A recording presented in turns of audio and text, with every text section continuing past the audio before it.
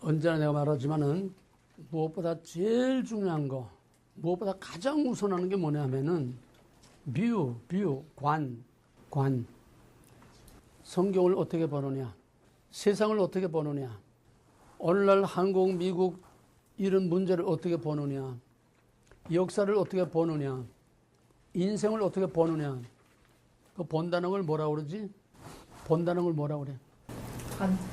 관, 역사관, 인생관, 성경관, 세계관, 비유에 따라서 관이라는 게 뭐냐? 보는 관점, 어떤 관점에서 보느냐, 무엇을 전제로 해서 보느냐, 무엇을 전제로 해서 어떤 관점에서 보느냐에 따라서 똑같은 용어, 똑같은 문제, 똑같은 그 팩트, 변할 수 없는 그 사실도 이렇게 변하고 저렇게 변하고 보는 시각에 따라서, 그래서 역사가 이런 역사 저런 역사 여러 가지 관이 달라지는 거고, 성경은 하나인데 팩트, 하나님은 하나인데 팩트, 하나님 말씀 진리도 하나인데 팩트야.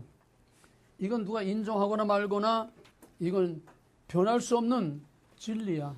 그런데 어떤 관점에서 보느냐, 무엇을 전제로 보느냐, 전제에 따라서 전부가 다 달라지는 거예요. 똑같은 성경이 공산주의가 될 수도 있고, 똑같은 성경이 독재자가 될 수도 있고, 똑같은 성경이 민주주의가 될 수도 있고, 똑같은 성경 가지고 별의별 오만 희한한 신학들이 다 나오는 거예요.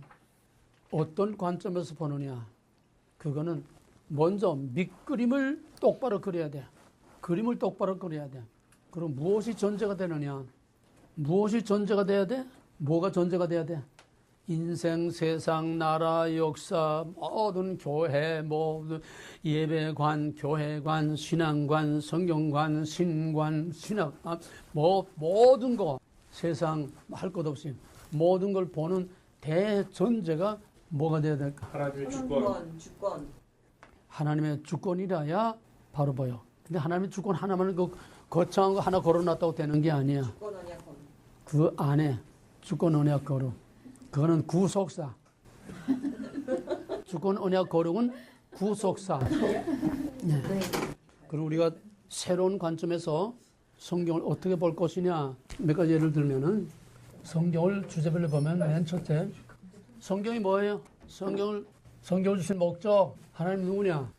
여기서부터 이게 보는 관점의 대전제야인 하나님 누구냐? 세속사든 구속사든 하나님이 누구냐? 왜? 다 하나님이 통치하고 다스리니까. 그러면은 하나님 누구? 주권자. 주권은 권위야. 권위, 오토리티. 보이지 않는 하나님의 주권이라고 하는 권위가 어떻게 나타나? 행동으로 어떻게 나타나? 권위가 나타나야 되잖아, 액션으로. 통치가 어떻게 나타나? 통치는 액션이야. 응? 하나님의 주권이, 그 권위가 어떤 행동으로 나타나? 말씀으로. 그걸 다른 말로 말하면 하나님의 의가 어떻게 나타나? 공의와 사랑. 공의와 사랑으로 나타나. 이 과정이 세속사, 구속사, 전부 세속사든 구속사든 하나님의 공의라고 하는 통치권 안에서 다 움직이고 있는 거야. 세속사는 간접적, 구속사는 직접적. 그러나 구속사와 세속사가 분리될 수가 없어. 어떤 때는 세속사는 그냥 멀리 우회적으로 돌아가고, 아웃사이더, 엑스트라. 구속사는 직접적으로 하나님이 간섭하고 가는.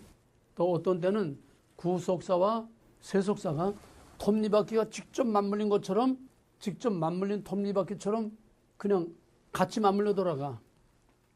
이게 종말의 모델에서는, 그러니까 여유가 있을 때에, 시대적인 시간적인 여유가 있을 때는 세속사와 구속사가 같이 흘러가지만은 직접 이렇게 부딪혀 흘러가지는 않고, 세속사는 세속사대로 넓게 광범위하게 흘러가고, 구속사는 구속사대로 그 속에 감춰진 원리로서 흘러가고 있어. 세속사 속에 구속사가 감춰진 원리로 흘러가고 있어. 그러다가 다급해지면은 마지막 종말의 모델로 들어가게 되면은, 그땐 세속사와 구속사가 적극적으로 중심 무대에 등장해가지고 톱니바퀴처럼 마주 맞물려 돌아가. 그게 뭐냐?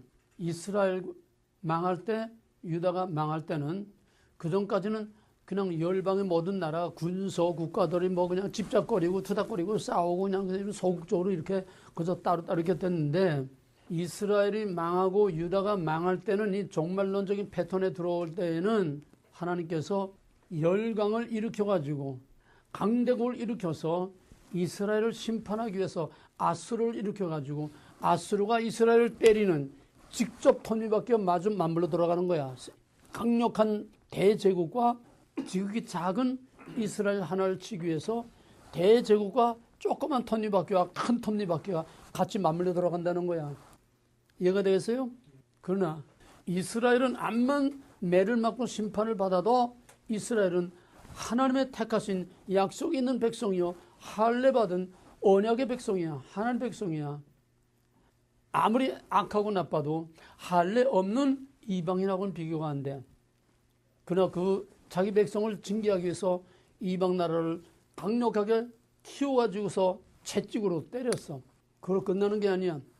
자기 백성이 암만 미워도, 암만 하나님을 반역하고 그냥 하나님을 분노하게 해서 막 하나님의 진노를 퍼부어도, 그래도 자기 백성보다는 그놈이 더 미운 거지, 때리는 놈이 더 미운 거야. 그러니까 그냥 놔두지 않아. 하나님의 도구는 선하게 사용되는 도구하고 악하게 사용되는 도구 두 가지야. 너희가 원하든 원치 않든 우리는 둘 중에 하나로 사용되고 있어. 적극적이든 소극적이든 그 역할을 하며 살고 있는 거야. 그러나 악한 도구로 사용되는 거는 반드시 쓰고 꺾어버려. 절대로 그냥 놔두질 않아. 그건 인류의 역사가 다 증명을 해. 성경의 역사가 증명하고. 그래서 아수르를 키워서 이스라엘을 때리는, 그 다음에는 유다를 때리기 위해서 대제국 바벨론을 일으켜 존재도 없던 나라를 강력하게 해가지고 그 바벨론이 유다를 심판하고 그 다음에 이스라엘을 심판한 아수르를 꺾어버리는 거야. 이게 하나님의 역사야 지금. 그러면 이제 아수르에 사로잡힌 것도, 아수르가 바벨론에게 망했으니까 아수르에 사로잡힌 그 이스라엘도 바벨론에 포로요. 남쪽에서 사로잡혀간 유다도 바벨론에 포로요. 다 바벨론은 다 포로들을 거느리고 있는 심판의 도구야. 나쁜 도구야. 하나님 목적을 이루어서 유다도 때리고 또 이스라엘 심판은 아수르도 꺾어버리고. 근데 이 악한 거만한 막대기를 놔둘 수 없잖아. 이걸 또 꺾어버리는 거야. 그때는 메대와 바사, 페르시아를 일으켜가지고 다리오와 고레스를 통해서 바벨론, 사로잡고 있는 바벨론을 그냥 하루아침에 다 뒤엎어버리고 나라가 다 바뀌고 통치가 바뀌어버려. 그러고서는 사로잡힌 자들을 놓아줘. 페르시아, 고레스는 사로잡힌 자를 놓아주는 선한 도구로 사용돼서 메시아의 모델이야. 이제는 때리고 사로잡아가고 놔주고 다 끝나서 그 다음에 뭐가 남았느냐?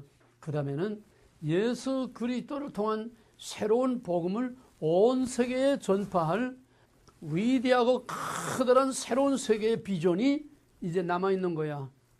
이제는 구약의 시대는 다 끝났어. 이제는 때리는 거 다시 돌아오는 거로 끝났어.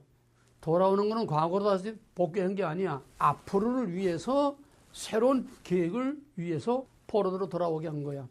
그리고 그것을 이제는 새 시대를 준비해야 돼. 새 시대를 준비하기 위해서 그 다음에는 알렉산더를 일으켜가지고 선한 도구로 사용됐지만 역할이 다 끝났으니까 페르시아를 꺾어버리는 거야. 그러니까 하나님의 구속사라는 거는 그게 보면은 드라마야, 드라마. 필요할 때 필요한 나라를 등장시켰다가 그 역할이 끝나게 되면 그 배우는 퇴장을 해야지. 자기 역할 끝나는데 멀뚱하게 무대에서 허튼 짓 하게 되면 그 드라마가 다 망가져. 등장할 때 등장하고 퇴장할 때 퇴장해야 돼. 이거 퇴장 안 하갔다가 버티다가 다 깨져버리고 말아. 지금 저것들도 지금 퇴장할 때가 됐는데 지금 퇴장 안 하갔다고 저러니까 저거 지금 된통 얻어 터지는 거야. 이제 두고 봐. 이젠 퇴장할 때가 됐어. 그래서 고레스와 페르시아는 선한 도구로 사용됐지만은 자기 역할이 끝났으니까 너는 역사의 무대에서 이제는 퇴장을 해. 알렉산더가 등장을 하는 거야. 알렉산더가 등장해서 뭐 했어? 알렉산더가 하는 게 뭐야? 헬레니즘은 뭐야? 알렉산더가 뭐 했어? 알렉산더의 정복의 비전이 뭐야? 팍스 헬레나 비전이 뭐야? 문화. 모든 길은 로마로. 모든 길은 로마로. 팍스 헬레나. 그건 로마가 아직 아니지, 헬라니까. 팍스 헬레나, 알렉산더의 그 젊은 20대의 젊은 그 청년이 무슨 꿈을 가지고 세계를 정복했는가 이 말이야. 응? 혼합하는 거. 세계의 헬라화, 세계의 헬라화. 왜? 헬라 문화가 너무나 찬란하고 너무나 아름다고 너무나 귀한 건데 이 조그만 땅돌이 귀퉁에서 우리만 갖고 있는 거니 너무 이건 아깝다. 전 세계로 이 헬라 문화를 다 보급해서 전 세계가 헬라 문화권으로 통일을 하자고 하는 문화적 통일. 팍스 헬레나. 그건 정복자가 아니야, 알렉산더는. 칭기스칸 같은 이기는 맹목적으로 영토 정복하거든 정복자가 아니야. 큰 비전이 있었어. 그게 알렉산더의 비전이 아니라 하나님의 비전이었다는 거야. 이해가 되겠어요? 왜? 언어와 문화, 헬라 문화와 헬라어를 통해서 어디에 가든지 헬라어로 다 통할 수 있는 문화적 통일, 언어적 통일을 만든 거예요. 이게 다른 어느 나라도 할 수 없는 알렉산더만이 할 수 있는, 알렉산더는 아리스토텔레스의 제자야. 철학을 공부한 사람이고 비전이 있고 꿈이 있어. 생각하는 대통령, 왕이야. 그래서 그를 통해서 전 세계 언어와 문화적으로 통일을 이루어놨어. 자기 역할 다 끝났어. 끝났으니까 도중하차했어. 그 다음에는 중간기를 위해서 알렉산더의 그 권세를 이제 세 갈래로 갈라. 마게도니아 본토하고 아시아 동방, 팔레스타인, 터키 이 동방하고 그 다음엔 이집트하고 세 블럭으로 갈라가지고 그 틈새에 끼워서 이스라엘이 중간기라고 하는 엄청난 시련과 최악의 암흑시대를 걷는 거야. 왜? 밤이 깊으면 낮이 아침이 가까운 것처럼 죄가 많은 곳에 은혜가 많다. 어둠이 깊은 곳에서 시온의 영광이 밝아오는 새로운 시대의 복음이 준비가 되는 거야. 중간기의 이 암흑과 말할 수 없는 혼란과 혼돈을 하나님이 허용하심으로 알렉산더의 권세를 세계로 갈라가지고서 그 틈새에 껴가지고서 이스라엘이 팔레스타인이 이집트 통치자 밑에 들어갔다. 또 아시아의 통치자 밑에 들어갔다. 엄청난 고난을 치르면서 거기에서 최악의 밑바닥까지 내려가게 돼. 왜? 어둠이 깊어야 새로운 별이 떠올라. 하나님 다 하시는 일이야. 이제 그 헬라 역할이 다 끝나니까 그 다음에는 로마를 일으켰어. 로마를 일으켜서 헬라를 먹어버리고 이제는 팍스 로마나 로마에 의한 세계 통치, 로마에 의한 세계 평화, 이것이 신약 시대에 바울이 복음을 세계에 전할 수 있는 판을 하나님께서 준비하신 겁니다. 그래서 로마는 복과 통치야. 군사로 모든 나라를 완전히 군사로 장악을 해서 치안을 안정시켰어. 치안이 안정되니까 해로와 육로가 교통이 안전해. 왜? 각처의 군대가 50부장, 100부장 전부 군대를 쫙 깔아있기 때문에 어디든 평화롭고 자유롭게 여행을 할 수 있어. 교통이 편해졌다는 거야. 새로운 항로, 새로운 도로를 건설하고 치안이 확보되니까 거기에 한 가지 더 로마의 시민권만 가지면은 언어는 헬라어로 어디든 다 통하고 로마의 시민권 가지고 어디 가도 다 신분의 안전을 보장받을 수 있고 그 다음에 어디 가서도 헬라어로 복음을 전할 수 있고 어디나 해로든지 육로든지 어디나 안전하게 편안하게 여행을 할 수 있는 세계 복음화를 위한 이거를 강대국들을 통해서 조그만 톱니바퀴 이스라엘하고 크다란 톱니바퀴가 맞물려 가면서 이렇게 하나님의 새로운 시대를 준비하는 거야. 옛 시대와 새 시대를. 이게 구속사와 이스라엘은 구속사, 모든 열강들은 세속사, 세속사와 구속사가 이렇게 직접 맞물려 돌아갈 때는 이거는 뭔가 하나님이 한 시대를 끝내고 새로운 시대를 준비하는 커다란 종말론적인 이런 사건이 지금 임박했다는 거야. 이해가 되겠어요? 뭐 말인지 이해가 돼? 원래 반복성. 꽃 같은 사실이 중간에 이제 복음의 세계화 다 됐어. 이제 세계화 됐으니까 그 다음에는 마무리해야 될 거 아니야? 땅끝까지 복음이 전해졌으니까 이제 마무리해야 될 거 아니야? 종말론 모델에 들어오는 거야. 뭔 소리인지 알아? 종말의 모델에 들어와. 그러면 조그만 톱니바퀴, 구속사의 중심이 되는 조그만 톱니바퀴하고 이거를 물고 돌아가는 커다란 톱니바퀴하고 옛날 시계 보면 요즘 뭐 디지털 전부 다 디지털 시계니까 뭐 배터리밖에 없지만은 옛날 시계 뜯어보게 되면 톱니바퀴가 많아요. 이게 세속사야. 그 톱니바퀴가 뭐하러 큰 톱니바퀴, 작은 톱니바퀴 뭐하러 다 돌아가느냐? 결국은 가운데 바늘을 돌리기 위한 거야. 그 중심에도 요거 구속사야. 가운데 바늘 요거 구속사야. 요 바늘을 돌리기 위해서 많은 큰 톱니바퀴, 작은 톱니바퀴 서로 얽히고 설키며 물리면서 직접 간접으로 물리면서 결국 나름대로 다 돌아가지만은 결국은 중심에 그 축에 달린 바늘을 돌리기 위한 것이 시계의 목적이듯이 구속사도 마찬가지 아까 말한 것처럼 팔레스타인 하나를 하나님께서 컨트롤하기 위해서 큰 톱니바퀴들을 자꾸 이렇게 오긴 쳐가면서 서로 물고 돌아간 것처럼 오늘 종말의 패턴도 마찬가지. 구속사라고 하는 요 바늘, 구속사라고 하는 요 조그만 톱니바퀴, 마지막 톱니바퀴 요거를 돌리기 위해서 커다란 나라들의 커다란 톱니바퀴들이 지금 서로 얽혀 물려 돌아가고 있는 거예요. 그 작은 톱니바퀴가 뭘까? 구속사의 중심축이 되는 작은 톱니바퀴가 뭘까? 이스라엘은 역할이 끝났어. 마지막 이스라엘은 어디야? 어? 영원한 새하늘 뺐다. 형태의 시대는 성전 파괴와 함께 다 끝났어. 이스라엘과 유다의 심판과 마지막 성전 파괴와 마지막 결정적으로 예수를 구시대가 새 시대에 예수, 새 시대의 기수 예수를 죽이는 것으로서 구시대는 끝난 거야. 이스라엘은 끝난 거야. 형태상의 이스라엘은 끝났어. 그 다음에 영적인 이스라엘이야. 영원한 이스라엘. 하나님께 돌아온 이방인의 남은 자와 유다인의 남은 자요. 남은 자들이 영적 이스라엘이야. 이거는 전 세계적인 남은 자의 이스라엘이야. 요거를 형태상으로 좁히게 되면 형태가 없는 본질은 없어. 본질은 형태가 없어. 뭔가를 형태를 통해서 샘플이든지 상징이든지 형태를 통해서 보여주는 거야. 그럼 오늘 이스라엘의 모델은 뭘까? 그게 한국이야. 그래서 지금 조그만 이스라엘 같이 조그만 톱니바퀴 이 한국을 중심으로 지금 강대국들의 커다란 톱니바퀴가 지금 직접 물려 돌아가고 있어. 이해가 되겠어? 어? 이건 하나님이 하시는 일이고 이건 이미 종말이 임박했다는 거야. 한 시대를 끝내고 새 시대를 준비하는 하나님의 위대한 드라마의 클라이막스가 지금 돼가고 있다는 거예요. 여기에 한국을 중심한 열강들이 강대국들이 지금 맞물려 들어가고 있어. 이미 무대는 중동에서 이스라엘에서 극동으로 한국으로 무대는 옮겨왔지만은 옛 모델은 옛 모델대로 그대로 하나님께서 낡은 형태지만은 하나님께서 그대로 사용하셔.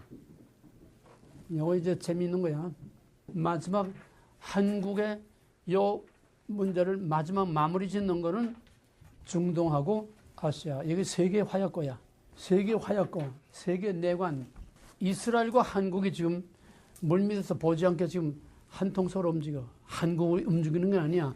미국하고 이스라엘이 한 통속으로 움직여서 지금 북한의 핵 문제와 한반도 문제를 이스라엘과 미국이 지금 같이 맞물려서 한국 문제를 지금 해결하고 있어. 이스라엘의 모사드는 세계 최고의 정보기관이야.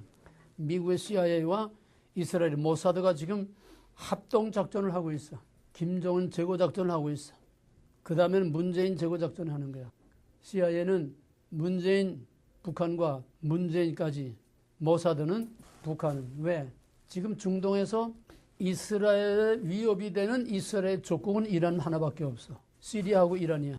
시리아, 이란에는 누가 물려있냐면 러시아가 물려있어요. 중국이 물려있어요. 중국하고 시리아하고 이란하고 러시아 이 네 나라가 지금 묶여있고 또 이스라엘하고 이집트하고 요르단하고 이라크는 우익으로 지금 4대 4로 이렇게 지금 서로 대치되고 있어요. 이제 시리아에서 전쟁한다고 지금 항공모함이 가고 있고 지금 러시아하고 시리아에서는 러시아하고 지금 미국하고 지금 직접 붙기 직전까지 와 있어 지금. 동쪽에서는 미국하고 중국이 남진해에서 지금 일촉즉발의 항공모함 전단이 거기가 지금 서로 그냥 무슨 얘기냐. 중국은 한반도 문제를 중심으로 해서 아시아와 또 시리아와 특히 이란과 시리아를 중심으로 해서 중동하고 중국은 지금 양쪽 다리를 걸쳐놓고 소위 1대1로라고 해서 아시아에서 중동까지 다 한 중국권으로 지금 만드는 패권주의를 지금 만들어가고 있어. 미국이 이걸 가만둘 수가 없어. 중동 문제하고 북한 문제는 중국이 양팔을 끼고 있다는 얘기야. 이해가 되겠어요? 그러니까 이스라엘에 지금 가장 위협이 되는 거는 시리아하고 시리아는 직접 문제는 안 돼. 시리아는 뭐 며칠 전에 가서 때려부셔서 그는 맘대로 때려부셔 시리아는. 근데 가장 무서운 거는 이란이야. 이란은 핵과 미사일을 가지고 있어. 이 핵과 미사일을 이란 자체는 미국하고 핵 협정을 해가지고서 핵 개발을 못하게 돼 있는데 돈이 많으니까 북한에 자금을 대줘가지고 북한에서 핵과 미사일을 만들어서 이란으로 계속 보내니까 북한은 바로 이스라엘의 직접적인 위협이 되고 직접적인 적이 되는 거야. 그러니까 북한 문제를 이스라엘이 가만 놔둘 수가 없어. 이해가 돼서 이란의 위협의 근원은 북한이기 때문에 그러니까 김정은 제거작전에 이스라엘의 모사드가 CIA하고 합동작전을 할 수밖에 없어.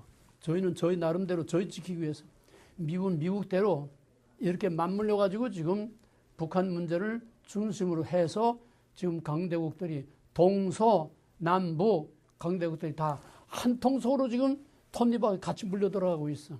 이것이 역사의 마지막 종말의 모델로 지금 돌아가고 있는 거야. 어떤 모양으로 돌아갈런지는 구체적인 그 방법과 그런 거는 하나님 아시겠지만은 대충 윤곽은 다 나오는 거 아니에요? 자, 이거는 지금 좀 비약을 시켜서 이제 이스라엘과 유다가 망할 때와 또 새로운 세계 복음화의 시대, 예수 그리스도의 시대에 종말의 모델, 옛것과 새것이 어떻게 전지되느냐, 그거를 오늘 이 시대로 지금 옮겨본 건데, 이제 성경을 다시 돌아가서 그것이 뭐냐? 그것이 결국은 창조와 구속의 원리, 모든 원리 중 원리는 바로 창세기 1장 3절에서 5절까지 창조와 구속의 원리, 나눔 과정 약속. 나눔 과정 약속, 과정. 바로 그 과정의 원리가 뭐지? 체험. 어? 저녁에서 아침. 과정의 원리가 뭐야? 저녁에서 아침. 그건 저녁에서 아침이 과정이고, 그 저녁에서 아침으로 가는 과정의 원리가 어떤 원리로 구속사가 발전돼 나가나요? 파괴 건설이지. 그러니까 파괴는 뭐야? 파괴에서 심판이 오는 거야. 건설, 파괴, 건설, 공의, 구원. 사랑이라는 건 구원이나 마찬가지니까 이것이 계속 반복되면서 하나님의 주권적인 통치가 공의와 사랑을 통해서 계속 이어나가는 것이 전 성경의 구속사의 하나의 원리입니다. 그러니까 전 성경을 하나님이 누구냐? 하나님 절대 주권자. 그 주권이 어떻게 나타나느냐? 공의와 사랑으로 나타난다. 공의와 사랑 역사 속에서 어떻게 진행돼 나가느냐? 파괴와 건설, 심판, 구원, 파괴, 건설 이 과정으로 계속 나가는 이거 가지고 성경과 세상의 역사를 계속 엮어나가면 돼. 역사적 사실은 다 나와 있는 거니까. 이해가 되겠어요? 그 다음 두 번째, 언약. 언약이야말로 이건 수평적으로 파괴, 건설, 파괴, 건설, 파괴, 건설, 파괴, 건설. 이건 무슨 원리지? 구속사의 원역사의 구속사적 원리. 세 가지, 역설적 진리, 대조의 원리, 종말론적. 그러니까 그 방법에 따라서 파괴, 건설, 역사적 진리, 파괴하지만은 하나님은 심판 후에 하나님의 의를 나타내심으로 또 새로 시작하고 또 깨지고 또 새로 시작하고 또 깨지고 또 이건 언약을 중심으로 볼 때는 전 성경을 구속사를 언약을 중심으로 보게 되면 계속 파괴, 건설. 언약의 본질은 뭐? 거룩. 파괴는 뭐가 파괴되는 거예요? 언약이 파괴돼? 언약의 본질이 뭐예요? 거룩. 그럼 뭐가 파괴되는 거예요? 파괴되면? 응? 뭐가 파괴돼? 거룩. 구별이 파괴되네. 거룩이 파괴되네. 이 계속 파괴, 건설. 전 성경을 언약으로 볼 수 있어야 그 성경의 큰 그림을 볼 수 있는 거다. 언약으로. 그 다음에 죄와 구속이라는 결국은 뭐냐? 거룩의 문제예요. 인간의 죄가 무엇이며 그 죄를 어떻게 해결하느냐. 구속사, 죄를 어떻게 해결하느냐. 물론 공의와 심판으로 해결되지만은 그 방법이 이 뿌리는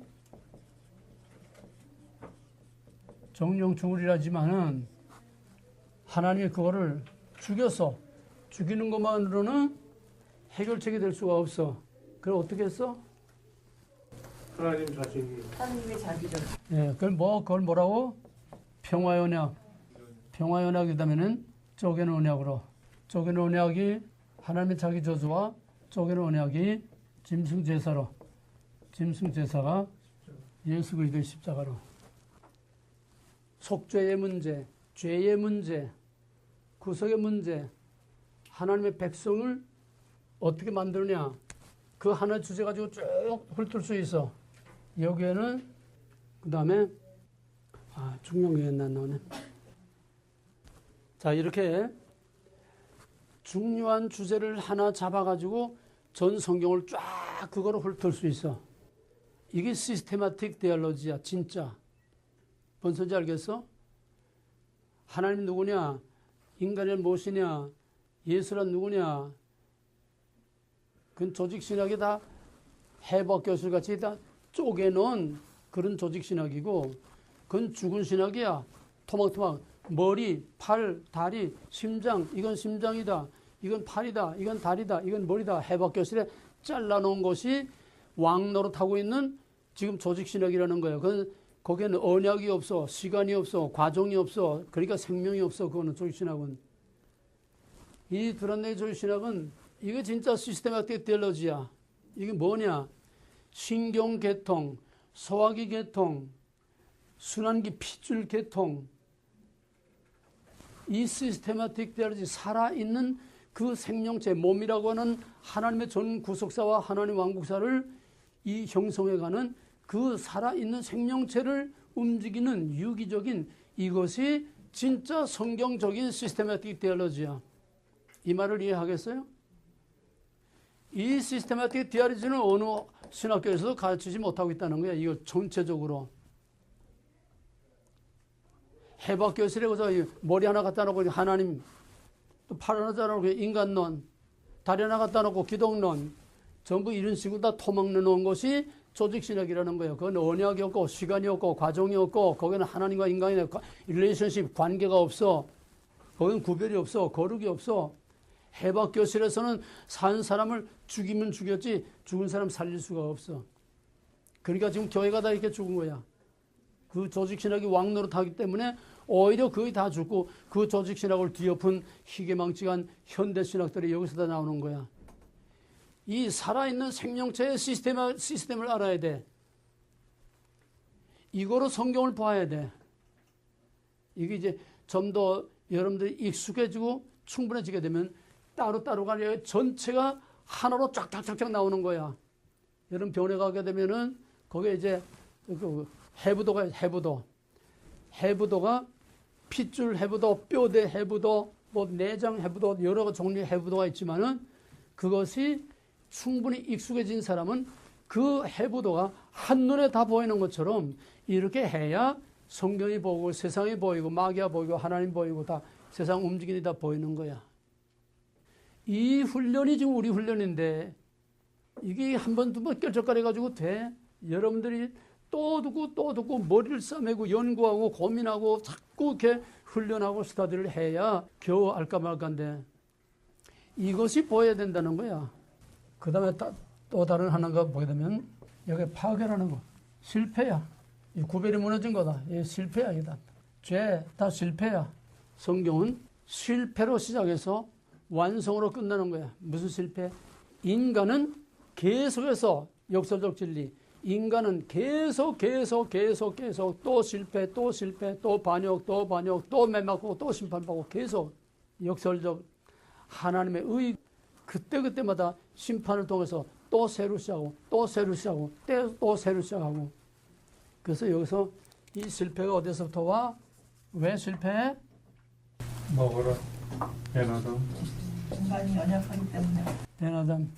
실패할 수밖에 없는 인간. 이것이 성경의 가장 중요한 주제야.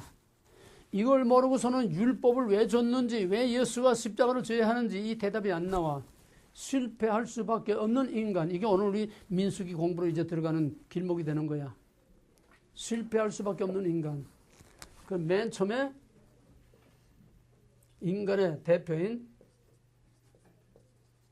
아담이 실패했어. 그 다음 실패 역사가 뭐야? 아담의 실패라는 거는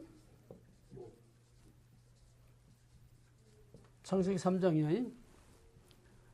창세기 3장은 인간의 타락사, 인간의 타락의 모델. 그러나 창세기 3장은 인간의 타락사가 아니라 아담의 타락에 포커스를 맞춘 게 아니라 아담의 타락이 창세기 3장의 주제가 아니라 뭐라고 그랬어? 그럼에도 불구하고 하나님의 의가 정령 죽으리라를 죽지 않도록 약속을 주어서 그 약속이 뭐야? 창세기 3장은 아담의 타락사야. 그러나 아담의 타락보다도 덮고도 감싸고도 남는 하나님의 의가 나타났어. 정령 죽으리라 죽여야 되는데 죽이는 것보다도 더 큰 하나님의 의가 나타나서 심판 후에 구원 뭐야 그게? 번창. 가지고 뱀의 머리를 밟고. 그걸 뭐라 그래? 원시복음. 그게 하나님의 가장 중요한 복음의 하나님의 의가 거기에 딱 감춰져 있는 거야. 창세기 3장 전체는 타락사로 시작하지만은 바로 원시복음에서 그럼에도 불구하고 그보다 먼저 여자의 우선을 뱀의 우선으로 구별하는 것부터 시작해서 창세기 3장에 하나님의 의가 9가지 10가지 나온다고 그랬어요. 거기에 핵심이 뱀의 우선이 여자의 우선을 공격하지만은 궁극적으로 여자의 우선이 뱀의 머리를 밟겠다고 하는 바로 여기에 실패할 수밖에 없는 인간으로 시작하지만은 끝내는 하나님이 인간의 실패를 통해서 하나님의 성공으로 마지막 마무리를 짓는다고. 실패는 인간, 하나님은 인간의 그 실패를 통해서 하나님의 목적을 이룬다는 거예요. 이게 실패할 수밖에 없는 어쩔 수 없는 인간 벤 아담의 역사요. 이것을 중심으로 해서 전 성경을 보는 겁니다. 그러면 창세기 3장의 인간의 실패 최초의 모델, 그 다음엔 이거 3장을 확대한 것이 뭐예요? 그러니까 지금 그림들이 안 보인다는 얘기야. 노아의 홍수? 아니, 크게 말해봐, 크게. 카인. 창세기 3장을 확대해 놓은 건 뭐야? 레위. 인간의 실패할 수밖에 없는 벤아담, 실패할 수밖에 없는 인간, 그거를 확대시키는 게 뭐야? 원역사지. 언약이 왜 실패야? 원역사가 어디서 어디까지? 1장에서 11장. 크게는 1장에서 10장이지만은 구체적으로는 3장에서 11장이 되는 거지. 실패니까. 3장의 확대가 3장에서 11장까지 실패할 수밖에 없는 어쩔 수 없는 인간. 바로 그 클라이막스가 노아의 홍수 사건이야. 그 다음에 원역사를 확대시켜 놓은 것이 뭘까? 내가 여러 번 얘기했는데 원역사를 확대시켜 놓은 것이 민수기야. 그럼 민수기라는 건 원역사를 한마디로 말하면 원역사는 뭐야? 무슨? 실패 역사. 실패 역사. 민수기를 한마디로 말하면 민수기는 뭐야? 실패 역사. 창세기 3장을 한마디로 말하면 창세기 3장은 뭐? 실패. 그러나 실패가 주 목적이 아니고 주제가 아니고 그 실패를 통해서 하나님이 왜 실패하게 놔뒀냐 이 말이야. 그러면 하나님의 창조가 문제가 되잖아. 왜 실패할 수밖에 없는 벤아담으로 이렇게 만들었냐 이 말이요. 하나님이 인간의 실패를 통해서 목적이 뭐? 하나님의 의로 후가리서 하나님의 의로. 이거 제일 큰 성경의 대존재요 중심이야. 언제나 하나님의 의를 후가리서 하나님의 의. 근데 요즘 하나님의 문 전부 다 은혜, 사랑, 용서 그냥 해내 전부 다 그냥 좋다고 그냥 박수나 쳐주는 있다고 하나님의 건 하나님이 아니야. 언제나 하나님의 의는 공의와 사랑이라고 하는 심판과 구원이라고 하는 이 양면으로 균형을 이루면서 나가는 거지. 사랑만 있고 공의가 없고 공의만 있고 사랑이 없는 이거는 하나님이 아니에요. 실패할 수밖에 없는 인간이 있으면 그럼에도 불구하고 하나님의 의가 실패할 수밖에 없는 인간의 실패를 통해서 점진적으로 점점 자꾸 업그레이드 시켜가지고 마지막에는 피조물이 아닌 아담의 자손이 아닌 제2의 아담에서 태어나는 하늘로부터 태어나는 위로부터 태어나는 하나님으로부터 태어나는 하나님의 영원한 백성이 되게 하는 대성공으로 그 드라마를 끝내는 것이 바로 이게 복음의 역사예요. 성경의 역사라는 거예요. 그래서 성경의 실패의 주제를 모르고서는 하나님을 드러낼 수 없고 인간의 실패가 없는데 하나님의 의가 나타날 때가 없어. 드러날 때가 없어. 하나님의 의를 드러내는 것은 인간의 죄와 인간의 파괴, 인간의 타락, 인간의 실패를 통해서 궁극적으로 하나님이 어떤 하나님이냐 역설적 진리. 그럼에도 불구하고 인간의 실패를 통해서 하나님의 의를 드러내고 하나님의 의를 통해서 다시는 영원히 실패하지 않을 인간으로 완성시키는 것이 이게 하나님의 드라마예요. 이게 지금 민수기 공부하고 있는 거야. 그러면 민수기를 또 확대하면 뭐가 될까? 구약. 민수기를 확대하면 이스라엘의 역사가 되는 거예요. 열왕기. 가나안 땅 들어가서 성전 파괴할 때까지. 좀 더 길게 말하면은 예수 죽일 때까지 실패의 절정, 형태상의 실패의 절정은 성전 파괴고 형태상의 파괴고 본질과 원리에 있어서 실패의 절정은 바로 그 유대인이 예수를 죽이는 것이 이미 저희들은 끝났다는 마지막 사인이에요. 이해가 되었어요?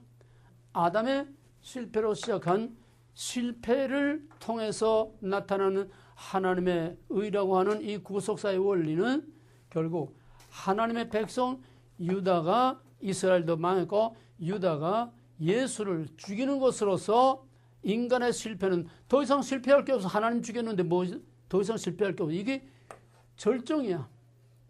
인간의 타락사의 절정은 바로 인간의 실패의 절정은 바로 예수를 죽이는 거야. 그러면 이스라엘의 역사가 예수를 죽인 유다로 끝난다면은 바로 이스라엘 역사를 또 역사 속으로 확대시키면은 뭘까? 계시록? 계시록은 실패 역사가 아니야. 마지막 가르는 거지. 예수를 죽인 이스라엘의 실패 역사 원리는 다 똑같아. 모그라부터 시작되는 거 하나님 짓밟는 거야. 어? 이 실패라는 거는 거룩, 구별, 주권, 언약, 거룩. 거기에 대해서 실패하는 거야. 뭐가 실패한지를 알아야 돼. 주권, 언약, 거룩에 대해서 실패하는 거야. 주권을 짓밟고 구별을 다 없애버리고 언약을 깨버리고 그게 실패라는 거야.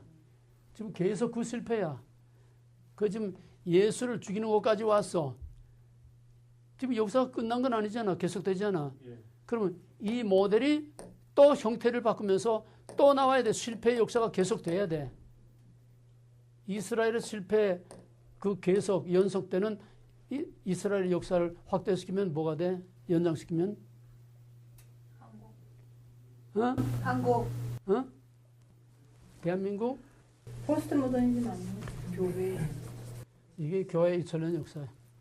똑같은 모델이 시대와 형태만 바꾸면서 계속 반복되는 거야. 실패할 수밖에 없는 어쩔 수 없는 인간. 그러면 하나님의 실패로 끝나나? 그럼 어떻게? 자, 여기서 조금 살을 붙이면은 민수기에서 이스라엘이 왜 실패했느냐? 이제 신명기 오게 되면은 민수기 끝나고 이제 신명기 오게 되면은 신명기 맨 처음에 오면은 그 백성들에게 모세가 이제 신명기는 모세의 마지막 고별 설교인데 그 백성들에게 이제 가나안에 들어갈 요단강 앞에서 마지막 가나안에 들어갈 제2세들에게 모세가 말하면서 너희 조상들은 광야에서 다 죽었다. 하나님이 애굽에서부터 이런 엄청난 기적과 역사를 통해서 홍해를 건너고 시내산에서 언약을 맺고 피로서 나는 너희 하는 너희 백성 언약을 맺고 이랬는데도 너희 백성들은 너희 조상들은 이 민수기에서 광야에서 다 죽었다. 왜 죽었느냐? 언약을 깼기 때문에 죽었다. 주권 언약 거룩 그걸 깼기 때문에 죽었다. 죽었다는 말은 실패했다는 말이야. 너희는 가나안 땅에 들어가서 너희 조상들처럼 실패하면 안 된다. 언약을 깨면 안 된다. 하나님 주권 무시하고 짓밟으면 안 된다. 구별을 무너뜨리면 안 된다. 그 땅의 백성과 그 땅의 문화와 구별을 무너뜨리면 안 된다. 섞이면 안 된다. 신신당부한 게 신명기야. 그런데 그들이 들어가서 결국은 또 실패했어. 이스라엘 역사. 그러면서 마지막 고별 설교에서 신명기 29장 여기 모압 언약인데 거기서 모세가 뭐라는 너희 조상들이 왜 하나님의 언약을 받고 시내산에서 언약을 맺고 불기둥고 구름기둥고 하나님이 계속 인도하는데도 왜 너희 조상들이 실패했느냐. 키워드 뭐야? 깨닫는 마음을 주지 않아서 그랬다. 깨닫는 마음이 뭐지? 성령. 성령이야. 그러면 이스라엘 유대인들이 예수를 죽인 거는 왜 그것까지 실패 절정까지 가서 그들이 율법을 붙들고 율법이냐 아니면 죽음이냐까지 중간계 그렇게 싸우면서 힘들게 율법을 붙들고 왔는데 이들이 왜 예수를 죽였느냐? 왜 죽였어? 그렇게 하나님 찾고 바울이 그냥 그렇게 열심히 율법을 전하고 그랬는데 왜 그들이 하나님께서 예수를 죽였느냐 말이야. 깨닫는 거. 어두워서. 몰라서. 모른다는 뭐냐? 깨닫지 못했다는 거야. 왜 깨닫지 못했을까? 성령이 없어서. 아직은 성령을 주지 않았으니까. 자, 그러면 이제부터 문제야. 여기서 이제 이스라엘의 역사는 끝나고 그 다음에 예수님 부활 승천하시고 오순절 성령을 부어주셔서 모세가 심어놓은 그 깨닫는 마음을 하나님이 심어주었어. 성령을 심어주었어. 이제는 하나님의 뜻대로 살 수 있도록 이제는 돌판에 새긴 게 아니라 마음판에 새겨서 하나님의 뜻을 분별하고 하나님의 뜻대로 순종하고 살 수 있도록 성령을 부어주셔서 이때 요란스럽게 부흥운동이 막 일어나고 목숨을 걸고 순교자들이 막 줄을 달고 일어나고 그러는데 지금은 또 과거와 똑같은 실패의 길을 가고 있어. 여기부터는 상황이 달라. 여기까지는 성령을 주지 않았기 때문에 깨닫는 시대가 아직 되지 못했으니까 실패했다고 하는데 이제는 깨닫는 마음을 주시고 깨닫는 영을 부어주셔서 이제는 깨닫게 하셨는데도 왜 또 똑같은 실패의 길을 가고 있느냐 이 말이야. 어?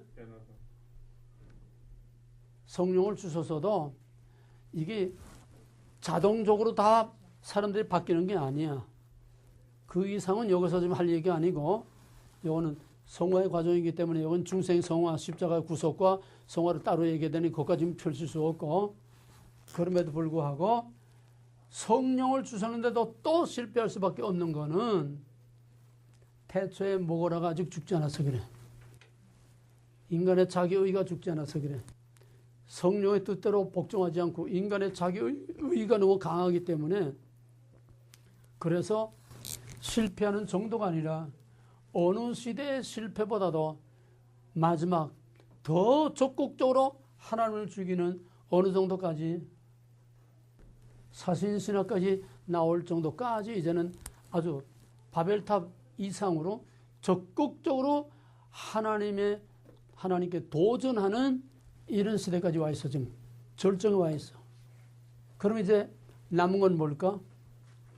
이제 더 이상 갈 데가 없어. 이제 남은 건 뭘까? 심판. 그럼 심판이 목적이야? 심판으로 끝나? 영원한 세안을 심판으로서 다시는 이런 실패를 반복하지 않을 완전한 하나님의 백성으로 그냥 단번에 업그레이드 시키는 거야. 그게 뭐야? 재림. 부활, 재림과 부활. 그거는 이전에 실패를 계속하던 그 아담의 피가 흐르는 그게 아니야. 그건 아주 싹 없어져 버리고 둘째 아담의 새 생명의 피로 완전히 새롭게 거듭난 성화의 완성, 예수 그리스도의 부활체와 똑같은 신적인 몸과 신적인 깨끗한 그런 하나님의 거룩한 백성을 만들어서 실패로 시작해서 실패로 계속되던 인간의 실패의 역사를 끝장을 내고 그가 다시 오심으로 다시는 실패하지 않을 영원한 하나님의 완전한 이스라엘, 영원한 하나님의 왕국, 영원한 하나님의 백성으로 마지막 결정적으로 업그레이드 시키는 것으로서 하나님의 드라마는 전혀 새로운 차원으로 들어가는 겁니다. 그래서 인간의 타락사는 실패로 시작해서 인간의 실패로 시작해서 하나님의 성공. 이 가장 중요한 게 인스파이트 오브 역설적 진리. 그럼에도 불구하고 인간은 계속 실패하지만은 하나님은 그 실패를 모른 척 묵과하시고 계속 반복하면서 결정적으로 마지막에는 성령을 주시는 정도가 아니라 완전히 성령으로 우리의 속사람, 겉사람, 영과 육을 완전히 새롭게 해서 이전 하늘과 이전 땅이 아닌 곳에 이전의 육체를 가진 그 이전에 썩어 빠진 그 생각하는 그 영혼과 그 영혼 육신이 아닌 부활하신 예수님과 질적으로는 똑같대. 신분만 하나님과 인간이라고 하는 이 신분만 다르지 우리도 신적인 하나님의 자녀들이 되는 거예요. 신적인 체질, 신적인 퀄리티로 완전히 업그레이드 되는 거예요. 그래서 성경 역사는 실패로 시작해서 성공으로 끝난다. 인간의 실패로 시작해서 성공으로 끝난다. 이게 무엇보다 가장 중요한 주제야. 따라서 성경의 역사는 히브리 11장에 나오는 것 같은 기라성 같은 위대한 믿음의 영웅들, 믿음의 성공한 아브라함과 다윗의 자손과 같은 이런 위대한 믿음의 영웅들을 말하려는 게 아니라 성경의 큰 주제는 그래봐야 실패할 수밖에 없어. 실패할 수밖에 없어. 그래서 성경의 위대한 인물들은 다 실패를 벗어나지 못. 아브라함도 실패.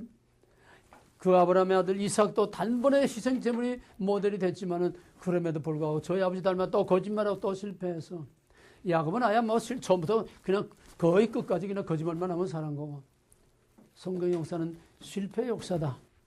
바로 여기에서 나라고 하는 존재가 하나님 앞에 희망이 있는 거예요. 계속 영적으로 하나님 앞에 실패하며 살고 있지만은 그럼에도 불구하고 하나님의 이 실패를 그냥 내버려 두는 게 아니라 이 실패를 통해서 마지막 끝내는 다시는 영원히 실패하지 않을 영원한 하나님의 거룩한 백성으로 깨끗하고 거룩하고 완전하게 부활하신 예수님과 같이 해서 우리 피조물이 인간이 아니라 하나님의 자녀라고 하는 하나님의 신분으로 신의 아들로 거기까지 격상되고 업그레이드 되는 바로 여기에 우리의 마지막 소망이 있기 때문에 걸걸거리면서 실패의 길을 계속하지만 우리 여기서 좌절하고 낙심하고 이거로 끝나는 것이 아니라 그럼에도 불구하고 우리에게 이 약속과 소망, 아침이라고 하는 약속과 소망이 있기 때문에 우리는 항상 하나님 앞에 겸손히 엎드려서 하나님 앞에 회개하고 하나님을 의지하고 하나님의 능력과 하나님의 성령과 하나님의 의로우심을 우리가 믿고 의지함으로 이 세상과 마귀와 싸워서 끝까지 이기는 믿음의 선한 싸움을 싸우는 것이 이게 우리의 신앙생활의 가장 중요한 핵심입니다. 실패에만 포커스를 맞추면 우리는 가망이 없어요. 갈빈 오대강령 시작. 전적 부패, 자유로운 잔존, 무조건적 선택, 예정, 제한 속죄, 만인 구원, 불가항적 은혜, 가항적 은혜, 궁극적 구원, 상식. 그것이 전 성경의 압축이야. 알미니안과 칼빈의 오대강령에는 뭐냐? 칼빈주의는 한마디로 하나님의 절대 주권이야. 구별이야. 이 인간의 실패할 수밖에 없다는 이거야. 칼빈의 오대강령이야. 하나님의 전 성경의 본질과 원리가 다 들어있고 또 하나는 전형적인 진짜 완전한 실패.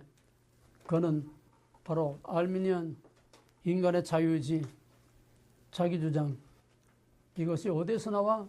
알미니안과 칼빈의 하나님의 주권신앙이 어디서 나와? 먹어라. 먹지 말라와 먹으라 해서 나오는 거예요. 결국은 전 성경은 여기에 이제 또 하나 보탠다고 하면은 그걸 오늘 설명 안 하겠어요. 성경을 이원론적으로 봐야 한다는 거.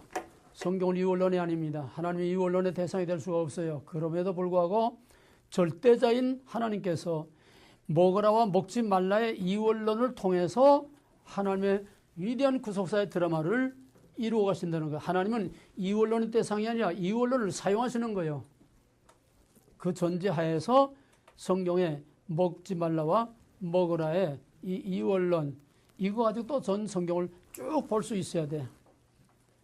이런 그림들이 큰 주제, 작은 주제 전체를 관통하고 꿰뚫는 우리 인간의 몸의 기관처럼, 자동차도 시스테마틱하게 되어 있어요. 자동차는 맨 처음에 프레임이 있어, 뼈대. 이 뼈대가 있어야 자동차가 시작이 돼, 조립이 시작돼. 그 프레임에 엔진도 없고 몸통도 거기다 얹고 거기다 전부 바퀴도 달고 전부 이 프레임이 있음으로써 거기다 다 갖다 붙이는 거예요. 그 다음에는 동력 시스템이 있어. 동력 전달. 엔진에서 바퀴 돌아가는 데까지 동력을 전달하는 동력 전달 장치가 있어. 그 다음에는 그 프레임이라는 건 현가 장치야. 현가 장치. 거기다 이제 다 오는 뼈대 장치. 그 다음에는 뼈대 장치 다음에는 뭐가 돼 그렇지 이제? 동력. 뼈대 장치 다음에는 그 다음에는 동력 전달 장치가 있어. 그 다음에는 퓨엘 시스템이 있어. 연료를 공급해주는 시스템이 있어. 그것만 가지고 안 돼. 불을 튕겨줘야 돼. 전기 시스템, 파워 시스템이 있어. 그것만 가지고 안 돼. 바디가 있어야 돼. 바디. 응? 상상을 해봐. 그 뼈 따고 그것만 굴러간다고 생각을 해봐. 해골이 걸어가는 것 같지. 바디 이게 있음으로써 사람이 안전하게 그 안에 그것만 가지고 자는데 제일 중요한 게 하나 남아서 뭐가 있어야 돼? 조향장치. 방향을 조종하는 조향장치가 있어야 돼. 그럼 엔진만 있고 바퀴만 달아다고 차가 가나? 그 다음에는 이거를 거기다 이제 동력 전달 장치가 그건 들어가는 건데 트랜스미션하고 이제 또 클러치하고 그건 다 두고 있는데 거기에 또 하나 엑셀레터 장치. 동력 전달 장치와 퓨엘 시스템이 종합된 엑셀레터 장치인데 그거와 함께 브레이크 장치까지 있어야 돼. 먹지 말라. 엑셀레터 먹어라. 잘 나가. 엑셀레터만 가지면 자동차 큰일 나. 한 자동차도 이렇게 시스테마틱하게 되어 있고 비행기도 수십만 개의 파트가 들어가지만 따지게 보면 시스테마틱하게 되어 있어. 모든 생명체는 다 시스테마틱하게 돼. 이게 살아있는 시스테마틱 디알로지야. 뭔 소리인지 알겠어? 죽은 시스테마틱 디알로지 가지고 왕노릇하는 이것 때문에 교회가 다 지금 망가지고 이게 율법주의, 교리주의 이게 지금 교회를 다 생명을 다 죽여버린 거야. 우리는 살아있는 유기적인 시스테마틱 디알로지를 해야 돼. 그 중에 한 파트를 우리가 지금 민수기를 통해서 배우는 겁니다. 이해가 되겠어요? 창세기, 출애굽기, 레위기는 그 시스템, 하나의 시스템 원리를 공부한 거고 이제부터는 그 시스템이 어떻게 돌아가느냐 그것이 주로 민수기에서 실패할 수밖에 없는 인간의 모습을 통해서 역설적인 진리. 그럼에도 불구하고 하나님께서 실패하는 인간을 실패로 끝나지 않게 하시고 끝내 약속의 땅까지 들어가서 위대한 다윗의 왕국을 이루는 완성까지 여기까지가 하나의 구속사의 드라마가 되는 겁니다. 자, 그럼 이제 민수기에 시간이 없으니까 우리 지도를 보면서 민수기의 과정만 오늘 조금 하고 말겠습니다. 먼저 왼쪽에 그 흑백으로 된 사진을 보세요. 맨 왼쪽에 거기가 고센 땅입니다. 여기 성경 구절 다 나와 있어요. 거기가 이제 고센 땅, 바로 이스라엘 백성들이 살던 나일강 하류. 거기는 아직 안 나왔구나. 여기 지도가 옆에 조금 잘렸어요. 그 위쪽에 있다.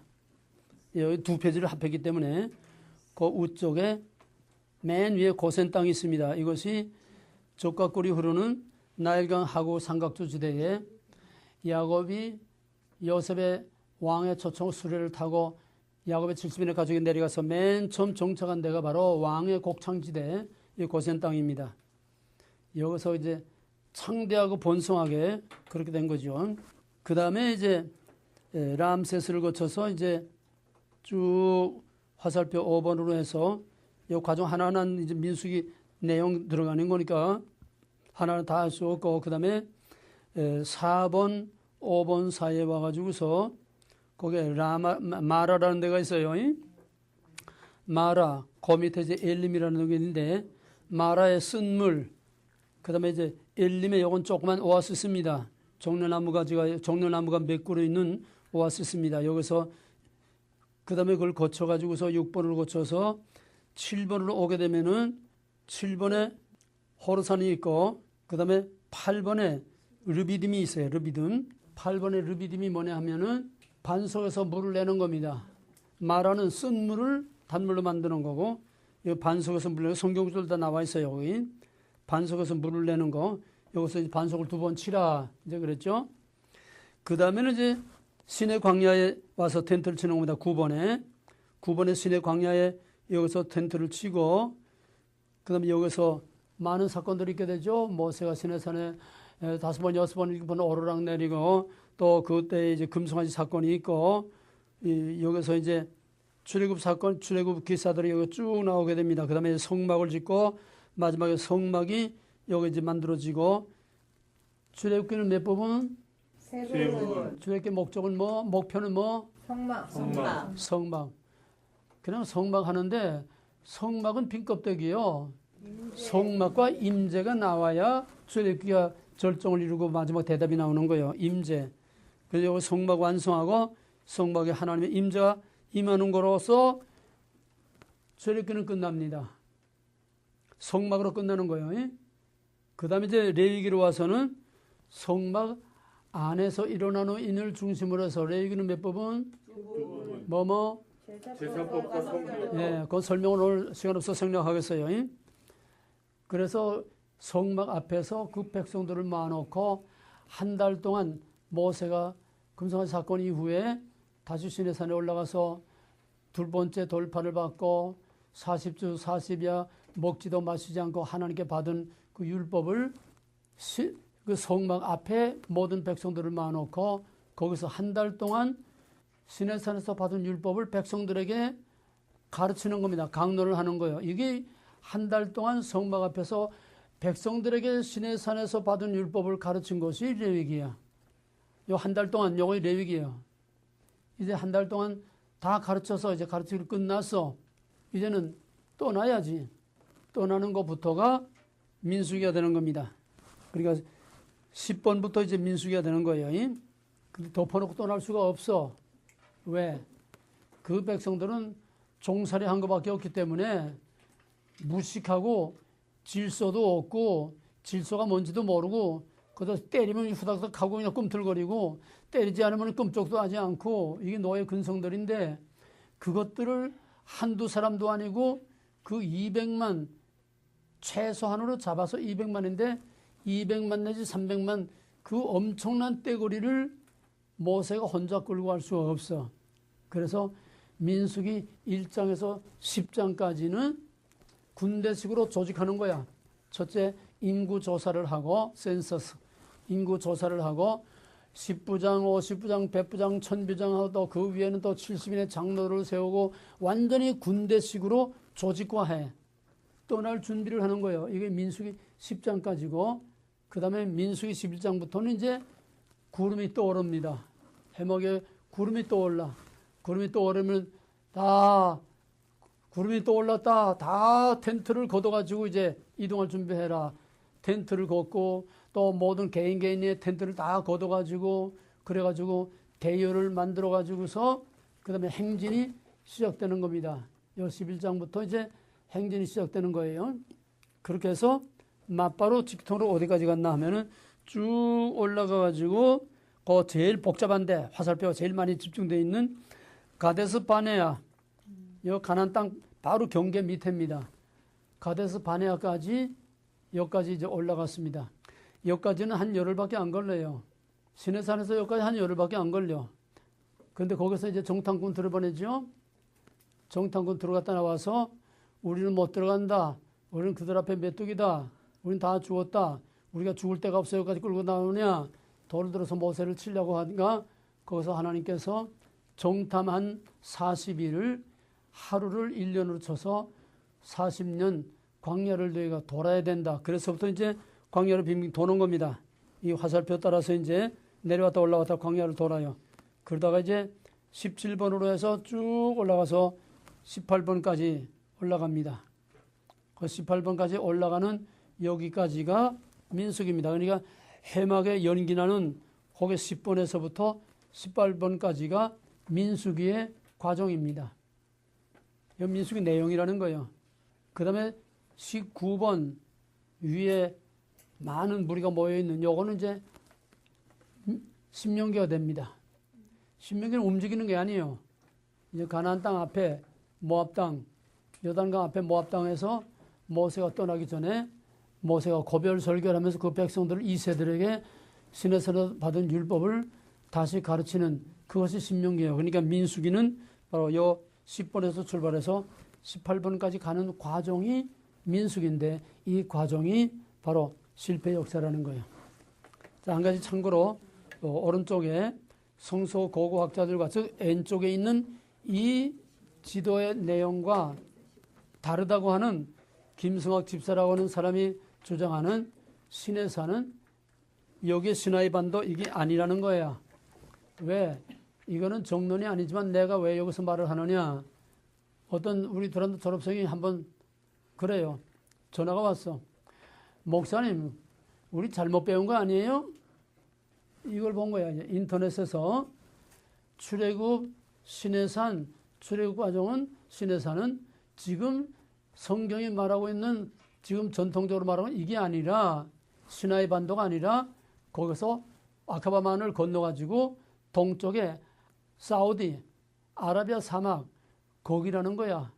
완전히 N쪽을 부정하고 완전히 N쪽이라는 거예요. 여기 김학성이라는 사람이, 김승학이라는 사람이 그냥 평신도인데 이 사람이 한의학을 공부해가지고 뭘 했는지 침을 놨는지 뭐 하는지 하여튼 한의학 공부해가지고 사우디 아라비아 거기서 이제 선교를 하다가 그게 이제 소문이 나가지고 사우디 왕실 전속 주치의로 들어갔어요. 그러니까 왕실의 왕의 주치의니까 당당하지 않아요. 근데 여기서 이제 그 백그라운드를 이용해 가지고서 출애굽 과정을 탐사하기 시작한 거야. 그러니까 이제 유튜브에 나가게 되면 그 사진들이 엄청 많이 나와 있어요. 고고학적인 증거들이 사진들이 엄청 많이 나와 있어. 그래서 그거를 전부 다 그거는 사우디 왕실의 보호로 전부 절망을 쳐 있고 군대가 다 버쳐서 있고 아무도 거기는 접근을 못 하는 데인데 이 왕실 주체니까 왕의 인부 이걸 받아가지고서 이제 어디나 갈 수 있는 거야.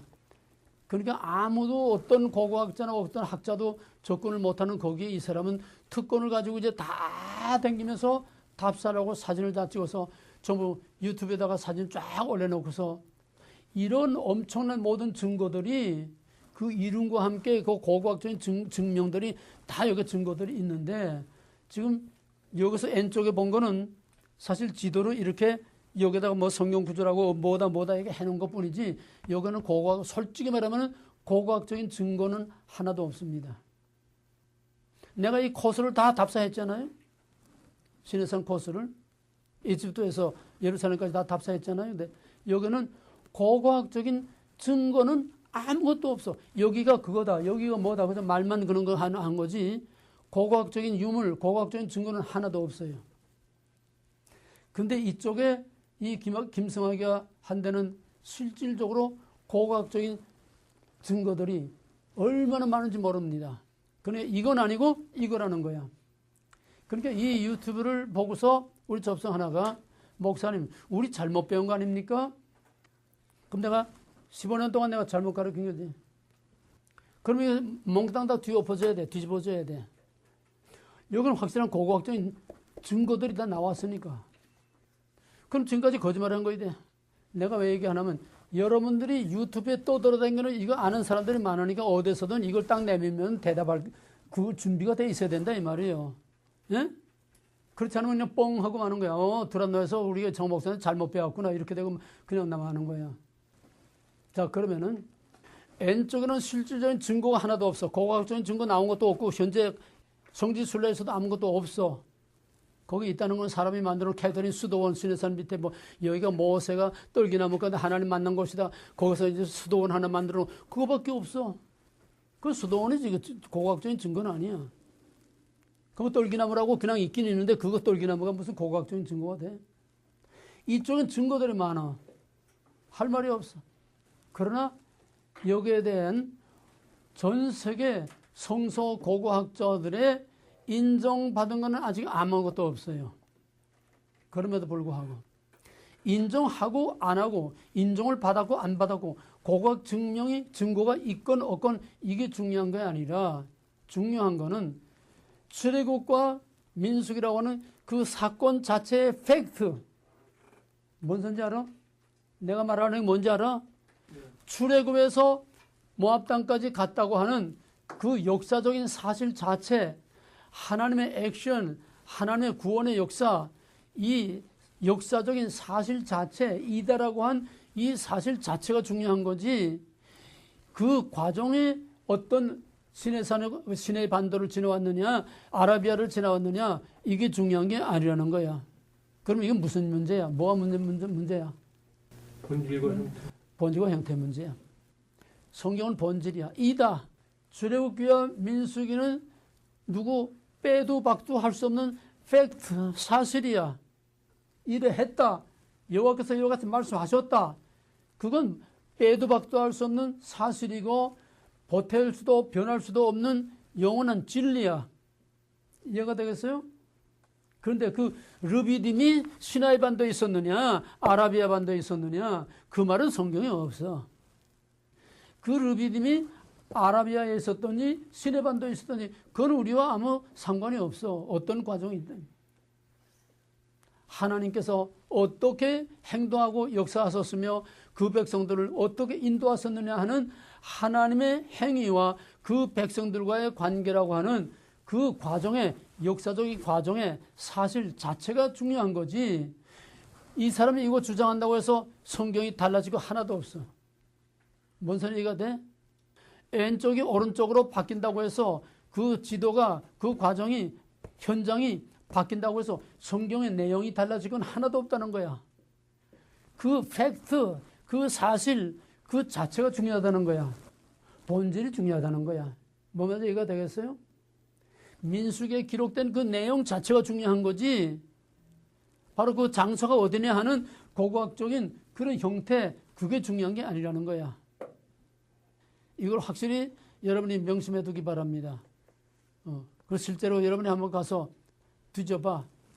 김승학의 이 성서 고고학 이거 여기 두란노 서원에서 나온 그 아래에 있는 지금의 시내산은 진짜 시내산이 아닙니다.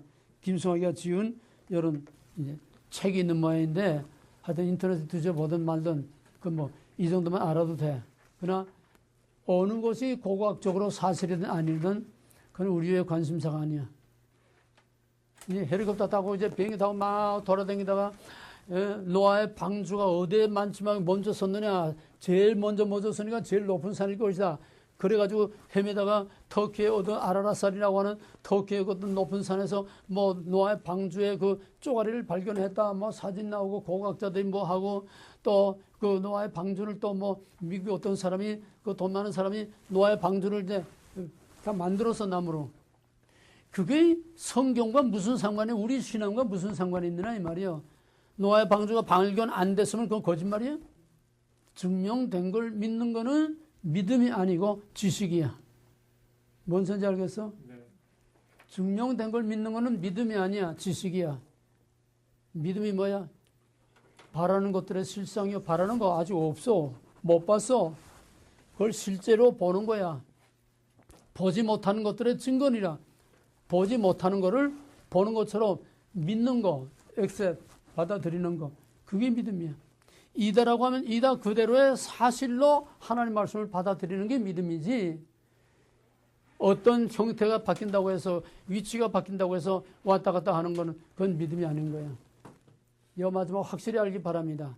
예. 예, 다음 시간에는 민수기 내용으로 들어가겠습니다. 들어가겠습니다. 들어가겠습니다. 들어가겠습니다. 들어가겠습니다. 들어가겠습니다. 들어가겠습니다. 들어가겠습니다.